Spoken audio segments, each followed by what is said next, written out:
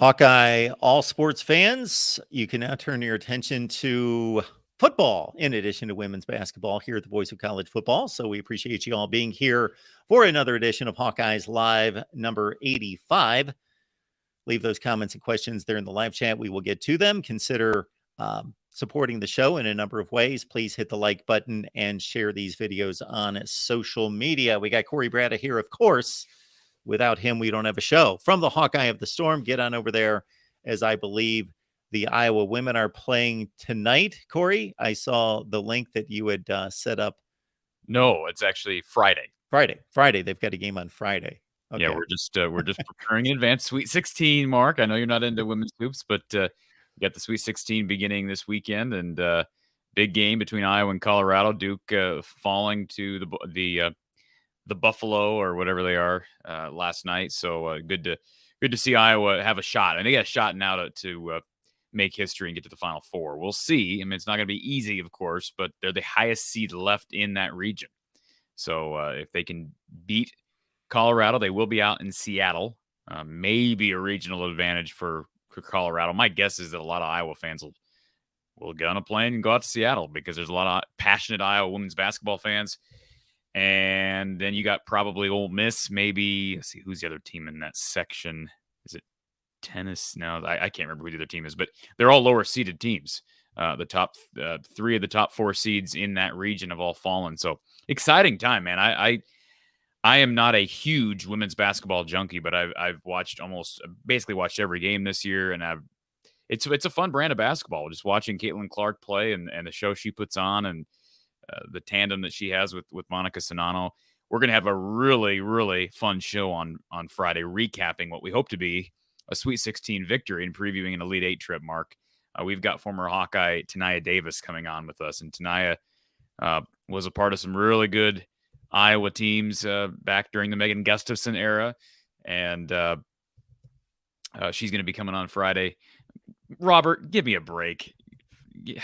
Robert's already ripping the conversation 2 minutes in, Mark. We can't even promote my channel here because we can't talk about anything Robert doesn't want to talk about. So anyways, I guess we'll drop women's basketball, Mark, but I am very excited for the show with Tania Davis on Friday.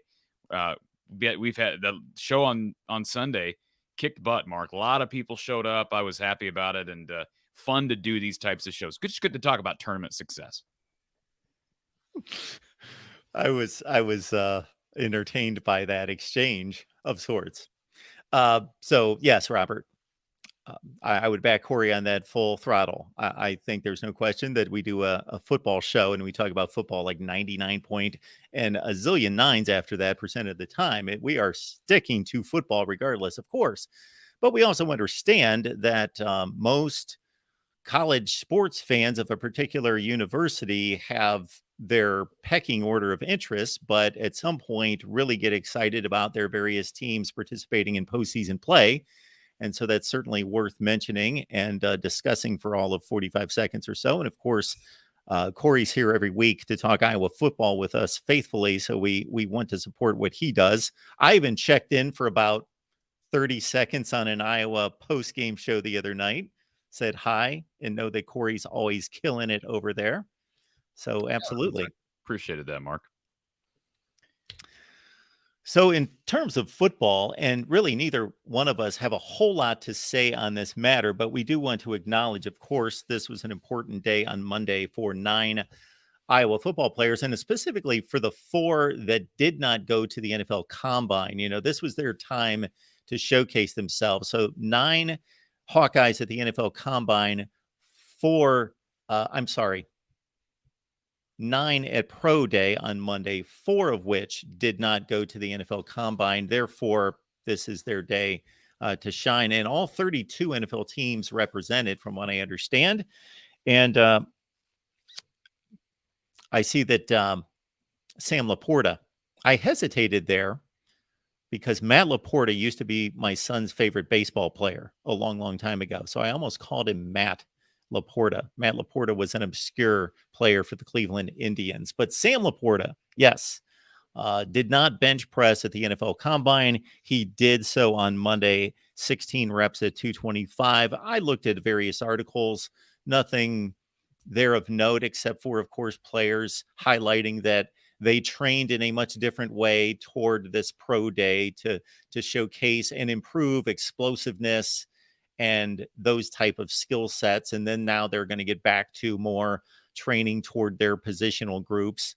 And of course, looking for an opportunity in the NFL draft. And some of these players, of course, will have their opportunity via the free agent route. And pro day is always obviously a great opportunity for those young people, but it's also a great opportunity, just exposure for the program. I think it's going to be a really strong. We've talked about how strong I think the class is going to be, the NFL draft class for the Hawks. I think some underrated people out there. I noticed that Monty Pottebaum partook in the NFL draft, or the pro day. I'm curious, a guy like that, like what happens with Monty Pot? Like, where is his place? Where are scouts? Where are people telling him he ends up? If he's going to find a spot in the league, where is it? Because he's a taller guy, right? He's played fullback at Iowa. But, look at a guy like Parker Hesse, who's playing D end at Iowa, a little bit undersized, ends up being a tight end in the NFL. He's making money doing it, Mark. You got Matt Nelson, who's probably a little bit big to play on the defensive line. He's starting offensive tackle in the league. So you wonder, a guy like Monty Pottebaum, I didn't see a whole lot of it. I saw some clips of him at Pro Day and some shots. But, guys like that who weren't going to get invited to the Combine. This was their day to shine, and they hope they can get into a camp. They want, Pottebaum's not going to be drafted, but he'll get into a camp, I would think, somewhere. And he's going to have to impress athletically and be a plug-and-play guy. He's got the size to do it. Like I said, he's not your prototypical fullback, just from a size perspective. The one weird note about Pro Day, Mark, and this has nothing to do with Iowa Pro Day, but this just is my ignorance about what Pro Day involves. I've never been to a Pro Day. I mean, it's not one of those things that I follow real closely, but I saw a tweet today, yesterday, that Cam Newton is participating in Pro Day at Auburn's Pro Day. How does that work? I didn't know you could do that. Just, I guess, tell our listeners what Pro Day is, because I'm reading that thinking, how can he do that? He's been in the league like 8 years. So explain that to us, Mark. I've attended and covered Pro Day at 3 different SEC schools, I guess, over a 7-year span: Alabama, Ole Miss, and Mississippi State. I don't know that they're conducted much different with all the things that have changed in 25 years. I don't necessarily know that that's changed much. But in terms of Cam Newton, I do know of, and I can't think of any particular names offhand, but I do know of situations where NFL players or former NFL players have taken advantage of their connection to the school to highlight themselves in this way. So I did not come across this until pretty late last night on social media. I see this this video with Cam Newton kind of just being Cam Newton and very much challenging NFL scouts to come out and watch him, and that he's going to show off and show that he is one of the 32 best quarterbacks still in the NFL. He did not have a job last season, had a pretty poor season 2 years ago. He's almost 34, but he's going to be showing off his passing skills, that he can still wing it around as part of Auburn's Pro Day. So this is his Pro Day some 12 years later. Couple quick things on Cam Newton. He was the center of the Harvey Updike Jr. scandal. And by the way, you were at ESPN when that Harvey Updike thing went down, right? Yes. Were you at all working with the radio side of things? Because obviously that was a Paul Feinbaum situation. You weren't at all involved with that. So you obviously remember that was that was involving the Cam Newton situation. When he got to the league, lost the Super Bowl against Peyton Manning and the Broncos. I remember, I'd have to go back and listen to the press conference. I remember not being impressed with how he handled himself post-game. Maybe you remember exactly how he handled himself, but when he ended up at New England, it felt like maybe he turned the leaf as far as maybe humility and just his attitude changing for the better. So is that not the case? Is he still kind of, I don't follow his career close enough to really know, but is he still kind of pompous? He was in this video. Okay. And I can understand to a certain extent if an athlete believes that he is worthy of a roster spot or to be a starting quarterback, and he was not. He did not play the position well at New England. He was not deserving of a starting spot. Mac Jones is a better NFL quarterback at this point, based on their direct roles on those teams simultaneously. That was pretty clear. And there was fallout at Carolina, but I don't think he fit the Bill Belichick system as well as he fit in with the Panthers. True. But the reason I bring that up is just you talk about, well, he's going out there to impress and convince scouts, the NFL people, that he's still one of the top 32 quarterbacks. How do you do that at an Auburn pro day? Thank you. I agree. Like, if you're gonna impress, you better get into a camp and impress there. And maybe this gets him into a camp. I just don't know how it would. You're impressing against guys who literally have never played in the league. You've played in a Super Bowl, for Pete's sake. You've been a starting quarterback in a Super Bowl. You've played at the highest level. So I just thought it was an odd tweet, an odd thing, but Cam Newton is known to be do some odd stuff. What was not to divert this into an Auburn conversation, but can you remind me what that whole scandal at Auburn involved? Because I some of those scandals all run, like the Jameis Winston scandal or the crab legs. It all runs together for me. Terrell Pryor at Ohio State and the autographs. Just explain it to me. Well, I am not capable of explaining that situation to you right now. Now, if I went back and looked at it, a lot of things would come back to mind, but I cannot, off the cuff, after how many years? 12? Determine, and even remember to intelligently explain that situation. Okay. Now, you did see the Baker, speaking of quarterbacks that have kind of flamed out, you did see the Baker Mayfield. He's down in Tampa Bay now, and there was a quote that he made down there about how he's not Tom Brady, he's Baker Mayfield, which I don't think there's anything wrong with that statement, but some people had a hard time computing that. I don't think he's comparing himself to Tom Brady at all, but it will be interesting to see what a contrast between Tom Brady and Baker Mayfield. So I'll be interested. Does he win the starting job down there, Mark? If you had to guess? I don't know what his competition is. I can't think of it offhand. Who was Tom Brady's backup this last season, or who they have brought in to compete? But I think Baker Mayfield is a lower end starting quarterback in the NFL. I think he's in the 20 to 32 range, but I think he is a legitimate starting quarterback in the league. I think if he had a hard time in Cleveland, he's going to have a hard time in Tampa. That's what I would say. Now, Tampa's not Miami, but he just is kind of one of those guys. I'm not saying he's like Johnny Manziel or, I just think he's one of those guys that maybe the Florida whatever pulse down there is maybe not good for him. Maybe a few too many distractions. That's my guess. I could be totally wrong. I didn't know where you were headed, why he would not be a fit in Florida. Okay. Oh, Cleveland. Man, if he can't make it in Cleveland, what's going on in Cleveland? I mean, it's, well, I'm sorry. You're an Ohio guy. My bad. Well, that's okay. I'm not here to defend the Cleveland nightlife, but it is a major city. Sure. Well, there are places to go in Cleveland, Ohio, and, it's not Green Bay. It's not Green Bay. No, it's not Green Bay. No, you're right. Anyways, I didn't mean to go off on a tangent, but those are things that have been on my mind these last couple of days. We are getting a Kirk Ferentz press conference tomorrow, which will be good. Get an update from him.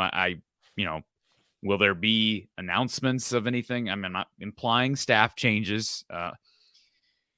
I'll be interested to see. Like, there were rumors going around a couple months ago, Mark, that Jay Neiman was potentially going to be retiring. He's a little young. I don't know how old Jay is, but haven't heard anything on that front. I would think that would have already been announced. I suppose we could always get a bombshell tomorrow that Jay Neiman's retiring and that John Budmeier's being promoted to a full-time job. It's possible. We've speculated on that happening in the past. It'd be kind of a different scenario having him announce a major change like that just at a routine pre-spring press conference. But man, we're getting into the fun time of year. And here's the deal, Mark. I shouldn't say the fun time of year. A fun time of the year, right? This is going to be a more I don't know how to. This is a unique spring because with the transfer portal, you have more new guys here in the spring, right? So in the past, you may have, 2 or 3 freshmen that enroll early, but most guys are enrolling in the summer and then, there for fall camp. You have a number of guys who have transferred over who are, going to be here competing. So now they lost Caden Proctor. We know that. He would have been an early enrollee, but you got Ontario Thompson coming in, who's, not your typical high schooler because he, played a little bit at Iowa Western Community College. He looks the part. You've got a kid down from Charleston Southern, Seth Anderson, who's going to help him at wide receiver. You've got, transfer quarterback from Wisconsin and Deacon Hill. Of course, we got Cade McNamara. What's his injury status? Lots of topics to cover tomorrow with Kirk and lots of storylines to follow throughout spring practice. And of course, we'll have a spring game / scrimmage towards the end in April.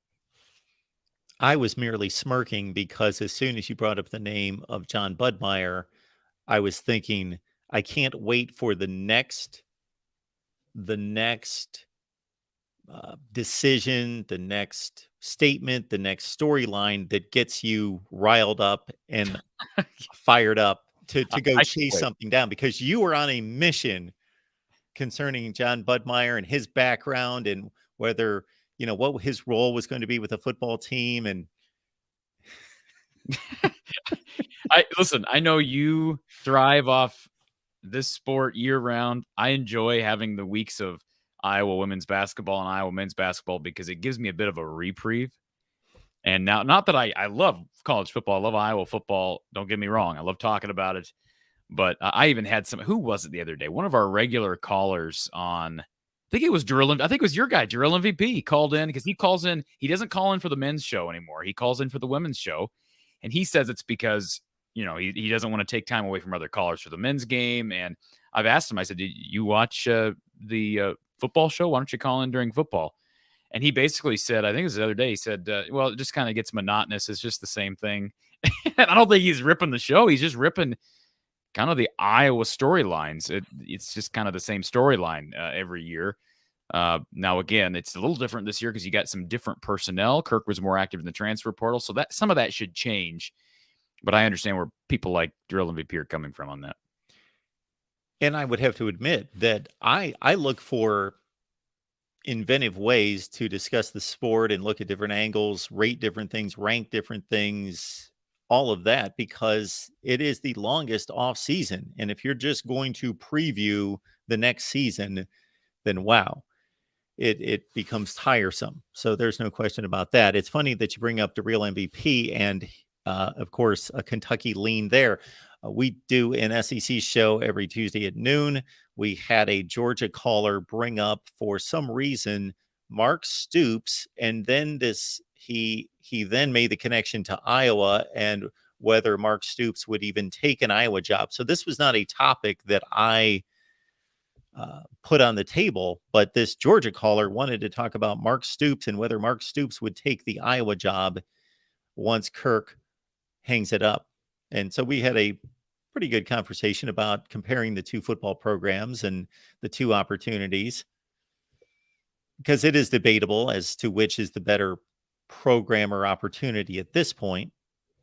He's probably running a pretty similar style of football, right? If he comes here, like you're not going to get spread. You're not going to, I mean, this is just what it is. He's a guy who thrives off of a really solid defense. Now he's had better quarterback play. Obviously, Will Levis being one. He's got a really talented guy coming in from North Carolina State this year. But I wouldn't be opposed to that, Mark. If Kirk walks away in 2 years, now Mark Stoops, I mean, he's no young spring chicken. I mean, if you're playing the long game, you're probably not looking at any of the Stoops brothers. You're probably looking at a guy like Brett Bielema. There are other guys out there. I don't think Jay Norvell should be on the list personally. That name has been tossed around. Why would Jay Norvell be on the Iowa list? What has he? I mean, right now he's at Colorado State. He was pretty good at Nevada, but he's not really, proven anything at Colorado State. They were awful last year. So no, he's not a head coaching candidate at this point, in my opinion. I would get up on this discussion, but we go back to the Bob Stoops topic. I'd still, Kirk Ferentz walked away tomorrow. My first call would be Bob. And I'd say, Bob, but are you done? Or are you just going to play around in the XFL? And I mean, you have any aspirations to get back in the game, even if it's for 5 or 6 years? Because we'd love to have you. That's what I would do. And Mark would be in the conversation. I think Brett has to be near the top, just with the year he had at Illinois last year. If we'll see if that can continue, but the iron is hot for him. He may not stick around. I mean, who knows? I don't think he's the guy who's going to jump around a lot, but he's had a number of jobs, whether it be Wisconsin, Arkansas. He got back into coaching with the Patriots, but I don't know. That's an interesting conversation we have every offseason, and it'll continue until Kirk makes a decision. We've talked about this, Mark. Is there a chance Kirk leaves after this season? I think there's a chance. I wouldn't say it's highly likely, but I mean, again, with the changes coming to the Big Ten Conference next year, with divisions gone and with USC and UCLA joining the conference and with the portal becoming more of a factor and NIL becoming such a big factor, and this is do or die season for Brian, right? I mean, if you're just looking at, it should have been do or die season last season. We know that, but the contract stipulations, like if he somehow fails the contract stipulations, which is going to be hard to do, like I think it's going to be hard to go in there and actually fail because he's going to be helped by a really, really above average offense and obviously special teams unit. But there's a potential that there's no path forward with Brian. Would Kirk stick around at that point? Would seem to me like an ideal time to leave. And they've got a chance at winning the division this year. I think we can both agree with that. The schedule's not as hard. They've got, again, a really good defense coming back. They've got maybe the conference's best kicker in Drew Stevens. That's up for debate, but a really good kicker in Drew Stevens. They've got Torrey Taylor, who is back, right? Am I losing my mind? He's back. So, it will be intriguing to say the least, see what Kirk does after this season. But, got a good class coming in. Like I said, with not only it was a solid class despite losing Proctor. A lot of these guys we won't catch until the summertime. I'll be anxious to see once we hit fall. I'll be anxious to see Marco Lainez in practice. All those storylines, but spring first, and obviously you got some guys who have some collegiate experience who will be competing. So my response is, in order to all of that, would be number one, Torrey Taylor. I don't know how his stock rises anymore. Why he would not go to the NFL, I have no idea. But that's, of course, a decision that he made that I completely respect. I love when guys come back to college football. Number two, that if the next Iowa head football coach is either Bob Stoops, Mark Stoops, or Brett Bielema, they are in good hands. I completely sign off myself on any one of those three as the next Iowa football coach. I think that they would be in great shape. Point number three, it still intrigues me as I process the comparison of Wisconsin and the decisions made about Paul Chryst, and then to a certain extent what they decided about Jim Leonhard and then Luke Fickell versus where Iowa is, considering that Wisconsin has been a better football program for the past 20 years, and whether they made that decision to fire Paul Chryst thinking we cannot let Jim Leonhard go. Let's see how he does as a head coach. Maybe he's our next head coach. And then to their assessment, he certainly didn't come off the rails, nor did he do an outstanding job from a win-loss perspective. So that was a arguable decision that they made. Wisconsin was okay under Jim Leonhard, but I still don't know at what point in time that they were in contact with Luke Fickell and believed that he would be available and be their next head coach.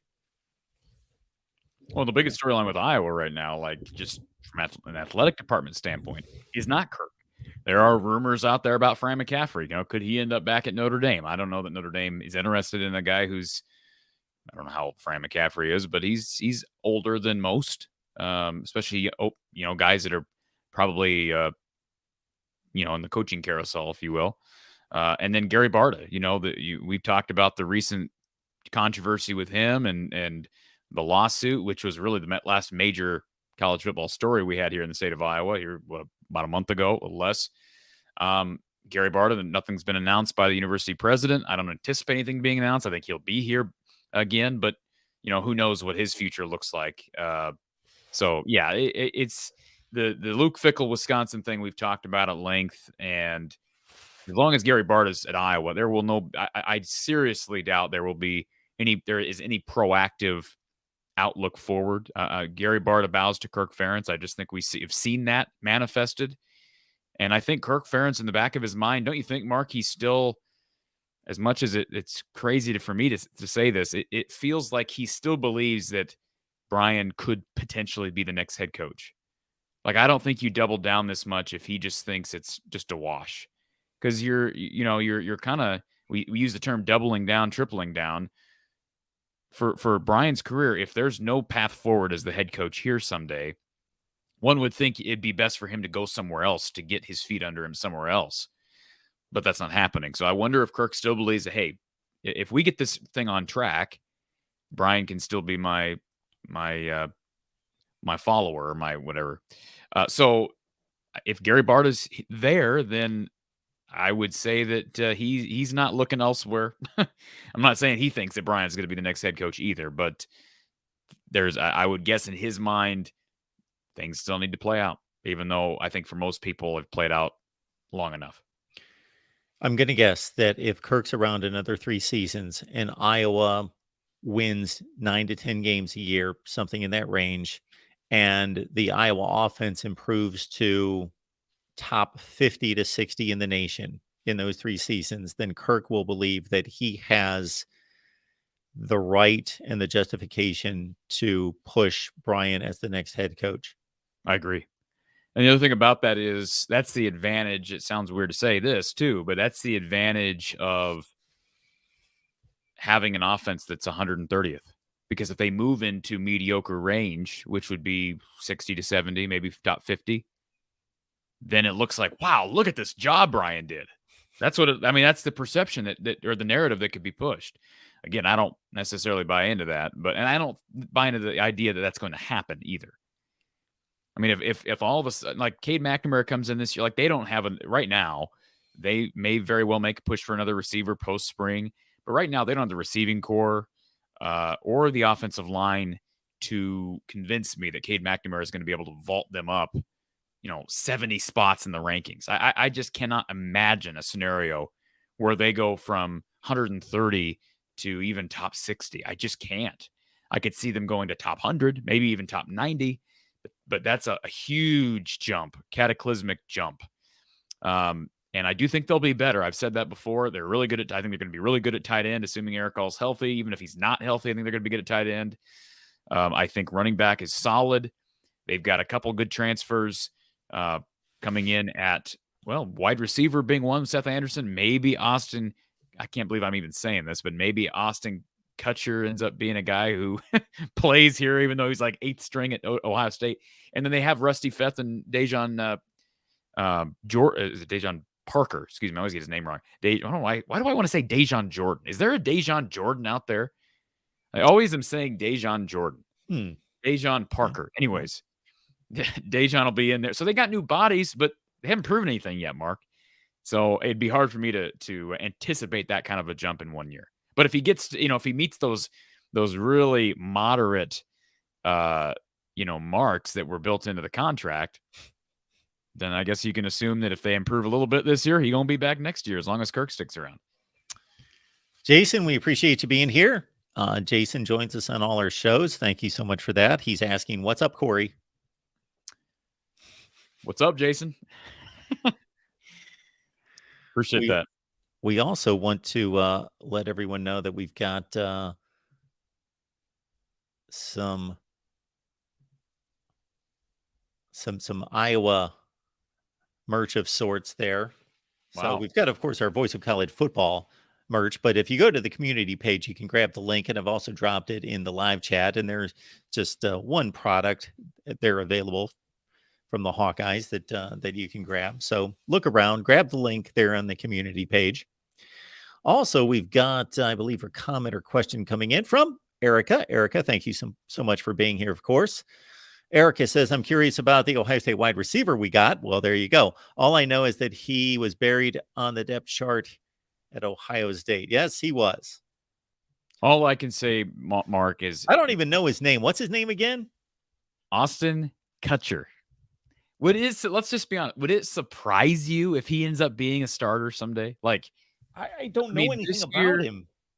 Well, I know, but it doesn't matter. You know that he was at Ohio State. You know that he was buried in the depth chart, and you know that he's at Iowa. That's enough for me to say, hey, he may end up playing here. Because there's being buried bringing in a transfer who's buried on the Ohio State roster, I have more confidence in bringing in that guy than bringing in a second or third stringer from Wisconsin. like a guy who's working in that room especially at that position. at that position at Ohio State, working with Brian Hartline, right? He's been working with Brian Hartline. Absolutely. So I don't know anything about him other than what we just said. I've never seen tape of the kid, but that's what I'd say. I would not be shocked if he ends up being a guy at Iowa. To your point, yes, working with that coach and that wide receiver core, I guess just to even practice, you would have to, just to take reps and be good. It reminds me of a picture that I've seen floating around this offseason on social media concerning the Ohio State wide receiver room, where you see, if you make a reasonable projection, you see 5 wide receivers on the bench who have been or are projected to be number 1 draft picks in the NFL. The other thing that I think about when you mention Austin Kutcher is obviously the mind goes to Ashton Kutcher. And when I Googled Austin Kutcher, who do you think comes up? Like, they think I'm supposed to be typing in Ashton Kutcher. Google does. Oh, really? Google's correct. They correct it. So, I think the same thing when I say the name. But like I said, and here's the deal. He's listed at 6 foot 200. He's a senior. He's been part of a Big Ten program for a long time now. That's the thing. I don't even know if he got 1 year or 2 years. I think he's got just 1 year left. So I guess here's the deal. Why bring him in? Why bring him? He's not from Iowa. Okay. He's from Ohio. Why would you bring him in? Maybe I'm just totally dumb as it relates to this.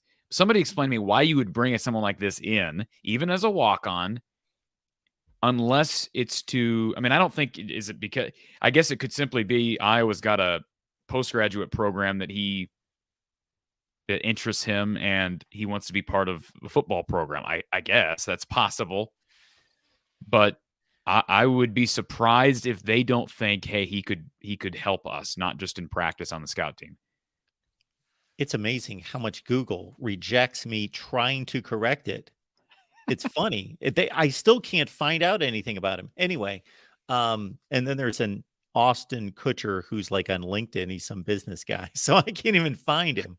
To your point, Ohio State brought in a quarterback, Tristan Gebbia, who was good enough to legitimately battle for the job and get some starts at Oregon State. And also before that, he was at Nebraska and played a little bit at Nebraska. But with the full knowledge that he is not going to be playing, well, unless there's just a huge emergency. He's going to be like a 4th string quarterback, but he wants to play under that coaching staff, get prepped himself to be a coach, a football coach. So that's why he left. Yeah. But otherwise, it would only make sense that they're anticipating that he would be vying for reps. But we did talk. I think we previewed wide receivers last week, kind of the spring battle mark. Yes. And until you've got 3 guys coming in the summer, until that happens, there's not a ton of depth on this roster. Like, you look at the actual roster, and you got Nico Ragaini, you've got Deontay Vines. You've got Brody Brecht, but Brecht is playing baseball. I don't know how much he's going to be at spring practice. I would guess very little, which makes you wonder, will he ever gain traction on the football field? My guess is he won't. I mean, he's throwing 100-mile-per-hour fastballs, Mark, and he's on the MLB draft big boards for next year. I would guess we're not going to see a whole lot of Brody Brecht. Will he ever start at Iowa again? I know he started briefly during this past season, but I'd be surprised if he ends up continuing to give football his full attention. He's never really been able to give football his full attention. But yeah, Caden Weegan is a walk-on that transferred in from Iowa Western a couple seasons ago. I mean, who else is on the roster? Deontay Vines, Seth Anderson, Jacob Bostic's in year 2. Alec Wick's a walk-on. Caden Weegan's a walk-on. Alex Eichmann's a walk-on. Austin Kutcher is a walk-on. They got 4 scholarship guys, Mark.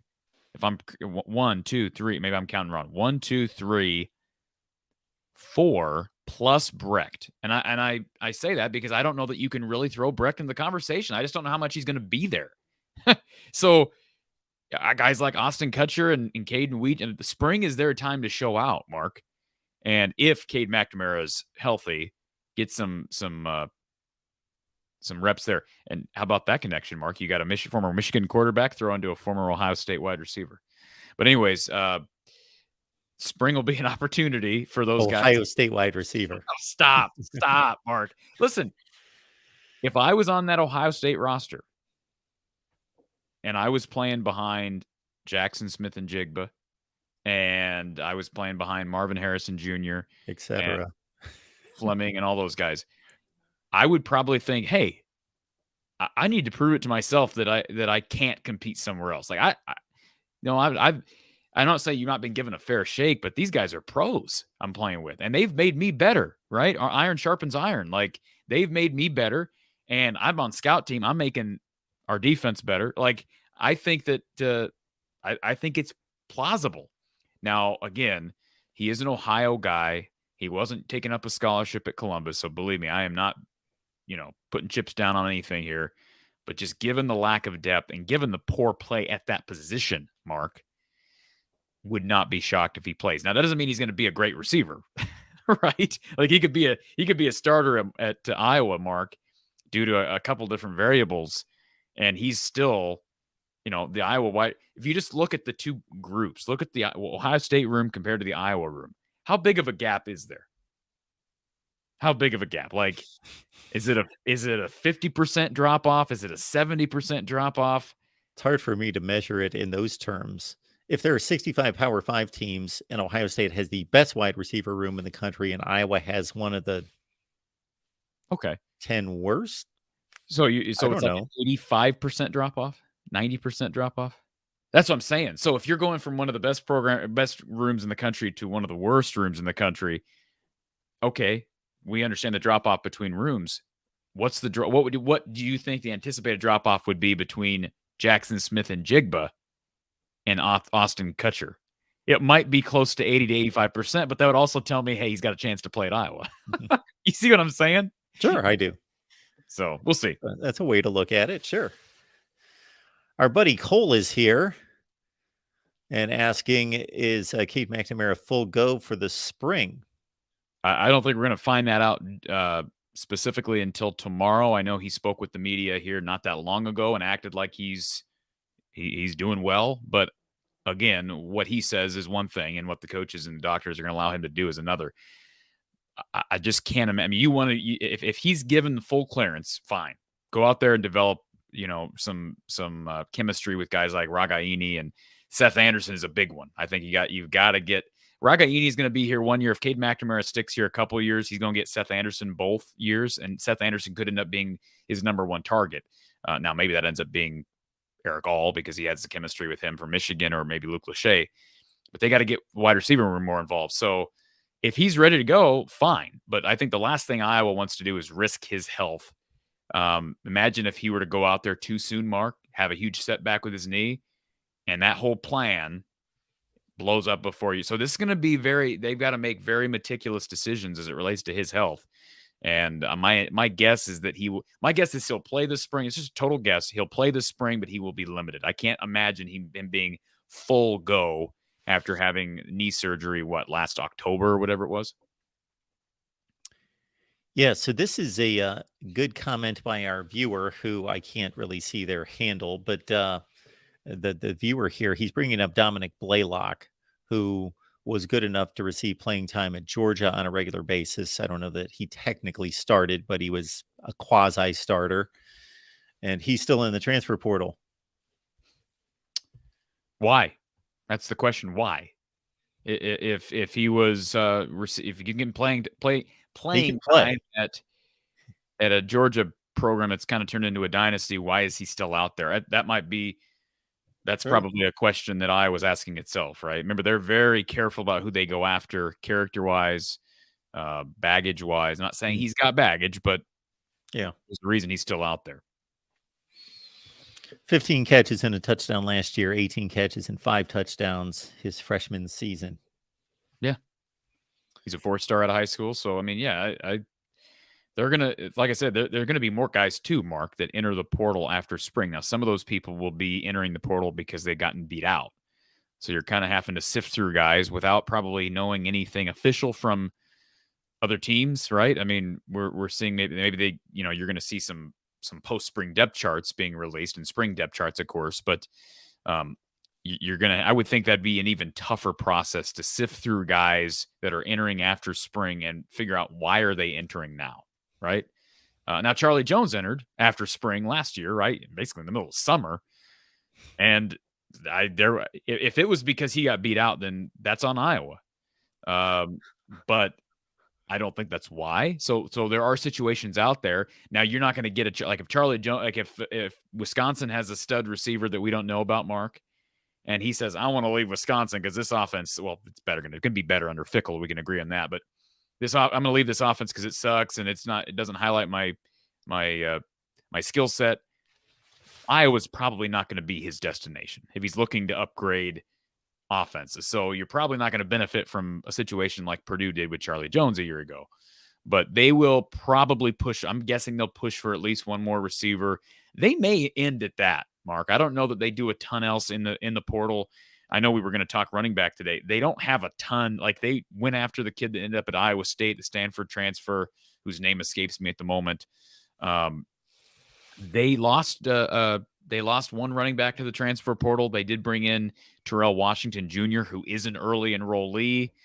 Maybe he ends up being kind of a slot guy at receiver. Who knows? They're thin at wide receiver as well. But they're not real deep at running backs. You got Caleb Johnson, of course, in year 2. You've got Jazian Patterson in year 2. You've got LaShawn Williams, who's now your vet. And you've got Terrell Washington. That's basically the extent of scholarship running backs this spring. You've got Max White and Zach Brand listed as running backs. And right now, according to the depth chart, you got Devin Hilson, who was working at a running back a year ago, and who was a running back coming out of high school at Des Moines North. He's listed as a DB. So my guess is that change, pending something different. My guess is that he is sticking in the defensive back room, and maybe he gets some time on special teams. But they're not real deep at either of those positions. The Stanford running back that Iowa State signed only had 2 carries last year. Arlen Harris, yeah, but pretty solid recruit out of high school. Was I think a 4-star out of high school. Young, he's obviously young, and he's got 3 or 4 years of eligibility left. And he obviously, with the Shaw move, that's why he's moving on. So he was wanted. I mean, he visited Iowa and visited Iowa State both. I think he visited Iowa. I know he visited Iowa State. He may have canceled his Iowa visit. Dan Beast Media is one of our resident Georgia fans here and experts. I can provide some perspective on Dom Blaylock, dynamite person and wonderful team first player. He loves Georgia, but after 2 ACL injuries, yes, that derailed his what was a meteoric rise. Going to be tough to convince a Power 5 program. Well, meteoric rise. I don't know if it's was it a meteoric rise? 15 catches in a season. Mark, it's going to be hard to convince any Power 5 program to go use a scholarship up on a guy who's had 2 ACLs blowout. Now, if there's any Power 5 program that might do it, like, if there's any Power 5 program that I could argue maybe you should take that chance, should do it, might be Iowa. You're arguing should do it, would do it. They're risk adverse. Yeah, but if they can't get anybody else post spring, Mark, and they need to fill spots, I don't know. Knowing Kirk, they'll probably give a scholarship to Ashton Kutcher. No, maybe you move. Maybe you look at him. I guess I could look up here. Did Don Blaylock? Where is he from? Do we know? Let's see here. I'll look this up while you're. So he was out of high school. He's he's a Georgia kid. And let's see here. So his father is Mookie Blaylock. I didn't realize that, Mark. Oh, wow, look at that. Full circle. He's got great bloodlines. Mookie Blaylock was a great NBA point guard. So let me just look at I'm just looking at his recruiting profile. And did Iowa make contact with him out of high school? Does not look like they did. So now Iowa doesn't do a ton of work down in Georgia, but they do have another Georgia running back or wide receiver who's coming in from Charleston Southern, Seth Anderson. So, And they've gotten Tyler Goodson out of the same area. So anyways, you never know. All options are on the table, but they're probably, I mean, you always got to have guys that's why you have guys like Tyler Barnes. You have to keep a pulse on what's going on in the transfer portal at all times, but it's a quieter time as we approach the start of spring practice. Once we head to late April, well, I guess those next couple of months will be, I don't know how long the window opens back up. It's not going to be anything like it was in December, I don't think, but it will be active. And so opportunity will be there. And Iowa should be able to, even though they have some new guys, some freshmen coming in the summer, you're not counting on those 3 guys to all of a sudden be starters, I don't think. You should have an idea, hey, what do we need? Where are we at? We've been able to watch this team 3 or 4 weeks. Where are we at heading into summer? What do we need? Yeah, I'm just disappointed that press conference wasn't today. I was all geared up. I thought it was today, but that will be first day of.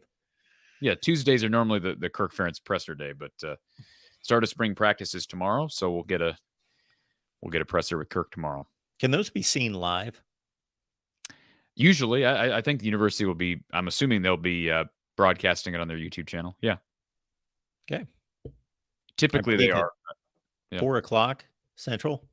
I think that's the time that I saw. I'll confirm that here. Let me just. So while Corey's looking for that, everyone, Iowa open spring practice Wednesday, and Kirk Ferentz has his opening news conference as well. Yeah, presser on Wednesday, Mark, is at 3 p.m. Central Time, so 4 Eastern. All right. And we'll get a spring schedule finalized and all the dates and times of all that. So that'll be fun. We'll know when the spring game is, which my plan is to be there and provide some coverage from that as well. So yeah, plenty of stuff to look forward to here in the next few days. As Corey and I get together every Tuesday throughout the spring, of course, now that the Hawkeyes are hitting the field this week, we should have some news reaching us at some point. It's difficult after just a few practices, so don't expect a flood of information. And typically you don't want much news to come out because it's usually injury related. But otherwise, we will certainly keep our ear to the ground, and Kirk will meet with the media on Wednesday. We'll report on that. Corey will have more immediate response, I'm sure, before we will next Tuesday. But and then as we dive through the rest of March and April, we will stay with it. Corey and I will dive through all the positions as well and preview all the positions, offense and defense, as we get through the spring. And we'll see what Iowa has planned for the transfer portal starting, I believe that's May 1st. Yeah, sounds right. All right, folks, make it on back next week. We're here every Tuesday at 4:30 Central, 5:30 Eastern. Corey and myself talking Iowa football. We enjoy all of your comments and questions. So bring a friend or 2 or 50 with you. Wow, if everyone would bring 50, okay. Right back here next week. In the meantime, Friday, women's hoops, and post-game should be about what time? Game is at 6:30 Central Time on the ESPN, and you've got prime time on ESPN, Mark, for Iowa, Colorado in the Sweet 16 out in Seattle, and then 8:30 p.m. Central Time for post game with myself and former Hawkeye great. I know I said it earlier in the show, but I'll give that. That'll kind of be my teaser. So head over onto my channel and you'll see the show scheduled and be a part of the show, the Call-In Show on Friday night. If nothing else, ESPN primetime on a Friday, women's basketball, Iowa featured. Caitlin Clark, my favorite player. So I will at least be checking the TV ratings. Everybody's favorite player, Mark. Yes. Absolutely. TV ratings, you know what? She's also my least favorite player, unfortunately, though. Is she really? Technically speaking, she is. Yes. She's the only one I know. Listen, did you watch the Big Ten championship game with your Buckeyes? Yes, I did. I was locked in. Compared to college football, I was not locked in, but I had the games on, not just the Ohio State games, but I had some of the other Big Ten tournament games on. I wasn't like watching them every possession, but then I would kind of lock in the last 3 minutes of a close game and watch. And then I've had the NCAA tournament on. Okay. I have. Again, I couldn't tell you much because I'm not really watching it adamantly, but I have it on if I'm home. I've seen you tweeted about some things here and there, so that's good to see. Yeah, I've enjoyed. I I really what I watched the most with more focus was seeing that Purdue was down in the second half, and I really watched like the last 10 or 12 minutes of that game. But look at Erica in the chat, Mark. She says, I'm pumped for women's basketball. Erica never partakes in any of what we do with basketball, and she showed up on a post-game show the other day. I thought, good for Erica, setting the example. Well, I have noticed, I'm not a complete outlier, aberration, that, if you have love typically for one team at a university, even if that's your sport, then it's hard not to get enthused by other sports, even if they're not your favorite. Yeah, and there's no question. This, I give Lisa Bluter credit. This group of, I'm going to make Robert upset again, but this group of ladies that are playing for this team, it's a different brand of basketball at Iowa right now. And I give Lisa Bluter credit for developing these players, for recruiting these players. They've brought an exciting brand. Not that women's basketball at Iowa wasn't exciting before, but it's brought out more fans. They've created more fans. I mean, they're selling out games. They sold out the NCAA tournament games within like an hour. That's impressive. You're filling up an arena of 15,000. One of the first game, the first round game was Friday afternoon. I think that's pretty impressive to do that, and I'll be anxious to see how many fans go all the way out to Seattle. I know a lot went up to Minneapolis. Big difference between driving up 35 to Minneapolis and going out to Washington. So somebody asked me if I'd be heading out to Seattle, Mark, and I thought, well, that'd be fun, but man, that's quite a trip out there, man. Hey, you're big time, Corey. You are being counted on as the reporter and analyst of Iowa sports. So, Really? expect these trips to be expected of you going forward. I would love to. If they go to the Final Four, I don't know where the Final Four is being played, but if they go to the Final Four, Mark, that'll be a hard one to turn down. But long ways to go. It's real tough to make the Final Four.